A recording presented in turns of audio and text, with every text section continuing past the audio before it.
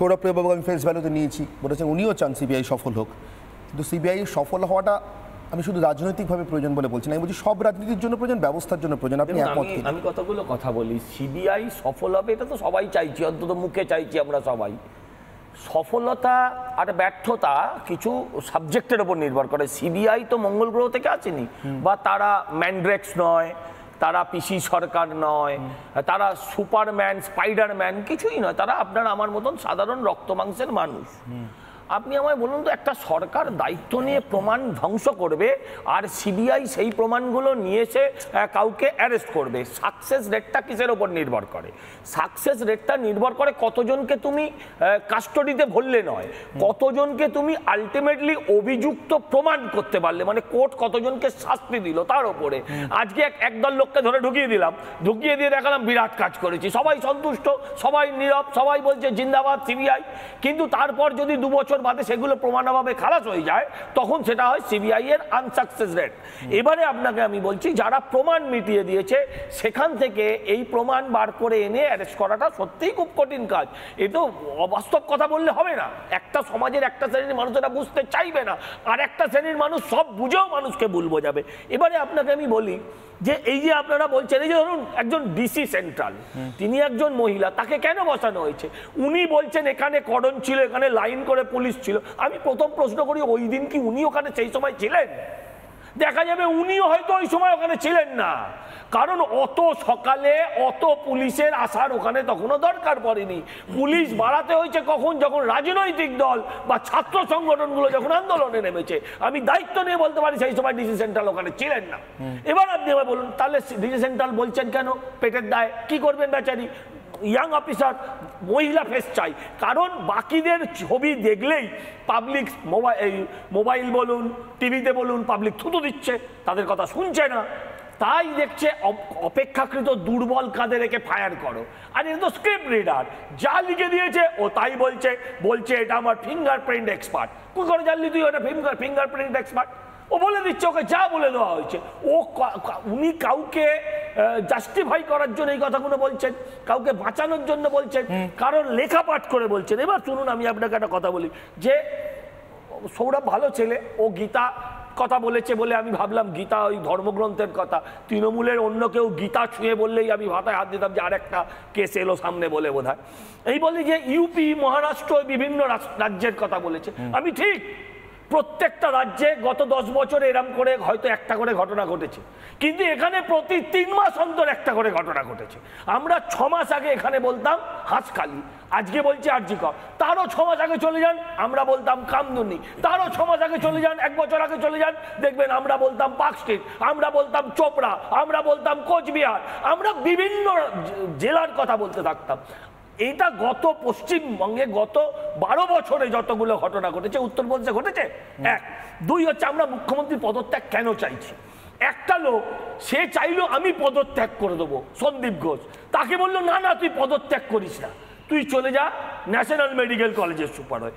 একটা লোককে স্বাস্থ্য দপ্তর, কার দপ্তর? ওনার দপ্তর, ওনাকে ট্রান্সফার করলো। 48 ঘন্টার মধ্যে সেই স্বাস্থ্য দপ্তরই আবার তার ট্রান্সফার রিভোক করে তাকে আগের চেয়ারে বসিয়ে দিল। তারপর মাসখানেক বাদে সেই স্বাস্থ্য দপ্তর আবার তাকে ট্রান্সফার করলো, এবার মুর্শিদাবাদে। 15 দিনের মধ্যে সেই লোকটা আবার ব্যাক টু প্যাভিলিয়ন, আবার ফিরে এলো। ফিরে এসে সকাল সকাল গিয়ে সে চেয়ারে বসে পড়লো, যে সুপারের চেয়ারে। আরেকজন সুপার কিন্তু তখন হসপিটালে উপস্থিত।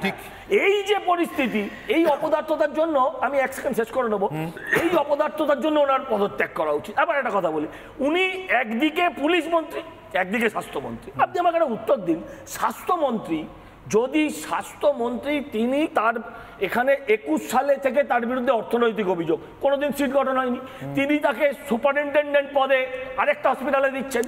আবার তার শরীরের আরেকটা অংশ হচ্ছে পুলিশ মন্ত্রী, তিনি হঠাৎ যাকে সুপারিনটেন্ডেন্ট করেছিলেন 3 দিন আগে, তার বিরুদ্ধে পুলিশকে দিয়ে সমন পাঠাচ্ছেন, ডেকে পাঠাচ্ছেন। এই যে দ্বৈত চরিত্র, এর জন্যই পদত্যাগ করা উচিত।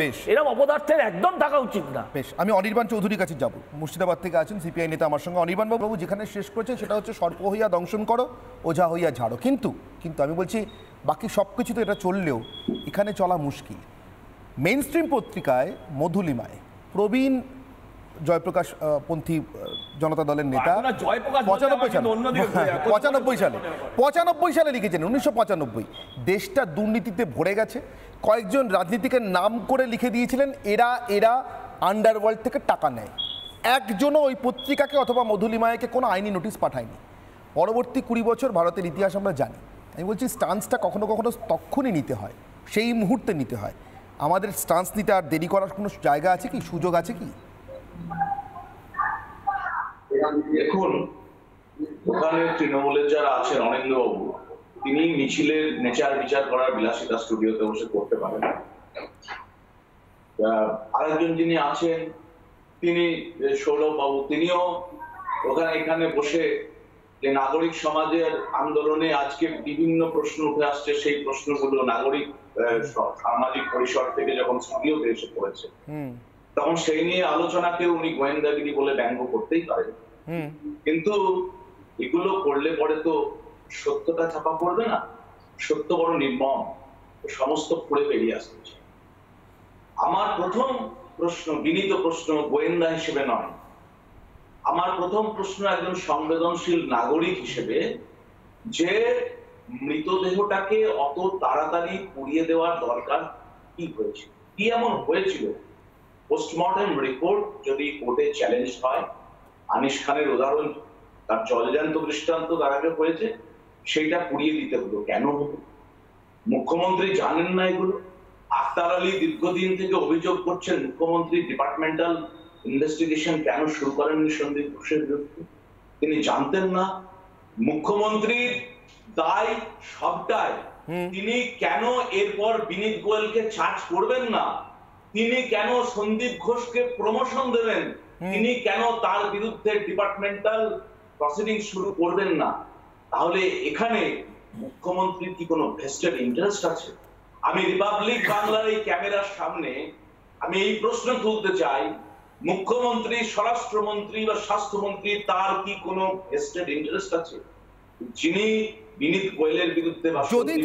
যদি থাকে অনির্বাণ, আপনি কি দাবি করবেন ব্যবস্থাটাকে টিকিয়ে রাখার স্বার্থে তার পদত্যাগ করা উচিত? ব্যবস্থাটার স্বার্থে পরেও মুখ্যমন্ত্রী হবেন, কিন্তু কেউ পরেও স্বরাষ্ট্রমন্ত্রী হবেন, স্বাস্থ্যমন্ত্রী হবেন, তার দল থেকেও হতে পারেন, তার দলেরও রাজনৈতিক ভবিষ্যৎ থাকবে, দেশেরও রাজ্যেরও রাজনৈতিক ভবিষ্যৎ থাকাটা জরুরি আমাদের গণতান্ত্রিক ব্যবস্থা অনুযায়ী। দেখুন, কনস্টিটিউশনকে আমরা লিভিং ডকুমেন্টস বলি, তার উপর ভিত্তি করে গণতন্ত্রকে সুরক্ষিত করার জন্য আজকে এত প্রতিষ্ঠান, তার মধ্যে রাজ্য সরকার একটা প্রতিষ্ঠান, সেই সরকারের দায়িত্ব ছিল জাস্টিসটাকে পাইয়ে দেওয়ার। কিন্তু সেই সরকার যখন সেটাকে আড়াল করতে চায়, যখন নাগরিক সমাজ থেকে প্রশ্ন ওঠে যে তার কোনো ভেস্টেড ইন্টারেস্ট আছে কিনা, সরকারের কোনো ভেস্টেড ইন্টারেস্ট আছে কিনা। দীপাঞ্জন বাবু হাত তুলছেন, আমার একদম সময় কম, আমি দীপাঞ্জন বাবুর কাছে 30 সেকেন্ডের জন্য যাব। দীপাঞ্জন বাবু প্লিজ, 30 সেকেন্ডও বেশি, একটু যদি তার কমে বলা যায়। হ্যাঁ, যেটা বারবার হচ্ছে না, খেলা হবে, খেলার কথা উঠলো, তুমিও খেলার কথা বললে, স্টান্সের কথা বললে, মুখ্যমন্ত্রীর এক কি পাপোশ আছে না, সে কথায় কথায় বলে খেলা হবে খেলা হবে। আমি খেলা হবে দিয়েই একটা উদাহরণ দেই। 70-এর দশকে পাকিস্তানে এক কুখ্যাত আম্পায়ার ছিল শকুর রানা, যিনি পাকিস্তানের প্লেয়ারদের আউট দিতেন না। তো একবার ভগবত চন্দ্রশেখর, কিংবদন্তি বোলার, পরপর 3 বলে একবার এলবিডব্লিউ করেছেন, 2টো ক্যাচ হয়েছে এবং 3বারই তার অ্যাপিলে শকুর রানা আউট দেয়নি।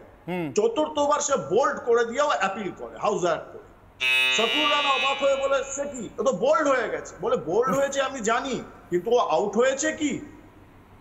ওই আম্পায়ারকে যদি না বদলানো হয়, মুখ্যমন্ত্রী যদি না বদলানো হয়, এ ফ্রি অ্যান্ড ফেয়ার খেলা হবে না। আমাদের অভাগা বোনটি সে বিচার পাবে না। আমার সময় একেবারে শেষ। অনেক অনেক ধন্যবাদ আমার সঙ্গে যারা আজকে সময় দিলেন তাদের প্রত্যেককে। আমি আজকে পোল রেজাল্ট আপনাদের দেখাতে পারছি না, তবে 2 ঘন্টায় 53,000 মানুষ ইউটিউবে ভোট দিয়েছেন। আপনারা প্লিজ গিয়ে রেজাল্টটা দেখবেন আমাদের ইউটিউব পেজে। আমি সময়ের অভাবে দেখাতে পারলাম না। অনির্বাণের অগ্নিবাণের বিতর্ক আজকে এখানেই শেষ।